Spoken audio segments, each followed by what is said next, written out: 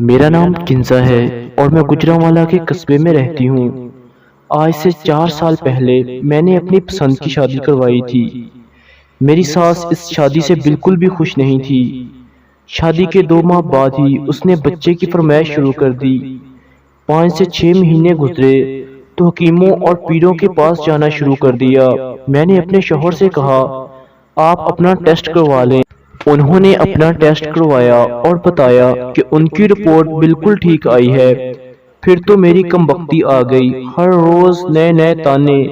پھر ایک روز میری ساس مجھے اپنی ایک سہیلی کے کہنے پر ایک پیر کے پاس لے گئی جو کہ پانی پر دم کر کے پانی پلاتے تھے۔ ہم لوگ جب وہاں پہنچے تو مجھے بہت عجیب سا محسوس ہوا۔ ہماری باری آئی تو ہم لوگ بھی اندر گئے۔ اس پیر نے مسکرا کر میری طرف دیکھا اور کہا اس سے اولاد نہیں ہوگی۔ میں پریشان ہو گئی۔ میری ساس بولی بابا جی کوئی حل نکالیے۔ بابے کے پاس ایک بوتل پڑی تھی، وہ بولا یہ پانی پی لو۔ میں نے جیسے ہی پانی پیا تو وہ بولا بی بی عمل ہوگا، تو باہر چلی جا۔ میری ساس باہر چلی گئی۔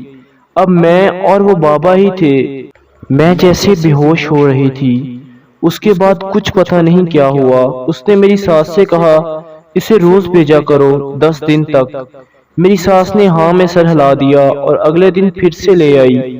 ویسے ہی ہوا، اس دن بھی وہ پانی پیا اور اس کے بعد تقریباً 2 گھنٹوں بعد مجھے ہوش آیا تو ساس میرے پاس کھڑی تھی۔ میں نے پوچھا کیا ہوا تھا، وہ بولی چل گھر۔ ایسا ہی 5 دن چلتا رہا۔ پھر اس نے بابے نے کہا کل چیک کروا کے آنا۔ میں نے چیک کیا تو میں امید سے تھی۔ حیرانگی کی بات تو یہ تھی کہ اس پورے ہفتے میں میرا شوہر میرے قریب ہی نہیں آیا تھا۔ میں نے اپنے شوہر کو بتایا کہ آپ تو پاس ہی نہیں آئے تو یہ کیسے ہو سکتا ہے؟ وہ بولے کل میں تمہارے ساتھ جاؤں گا اور دیکھوں گا کہ کیا ماجرا ہے۔ اگلے دن ہم لوگ وہاں گئے۔ میرا شوہر سائیڈ پر چھپ گیا۔ میں نے جیسے ہی پانی پیا کچھ دیر بعد وہ میرے اوپر چڑھ گیا اور زنا کرنے لگا۔ میرا شوہر باہر آیا اور رنگے ہاتھوں اسے پکڑ لیا۔ سب لوگ جو وہاں موجود تھے سب کو بتایا، سب کو اکٹھا کیا۔ لوگوں نے اس کی خوب پٹائی لگائی۔ ہم نے جاتے ہوئے ابورشن کروا دیا اور میرے شوہر نے اپنی امی کو بتایا کہ وہ باپ بننے کے قابل نہیں ہے۔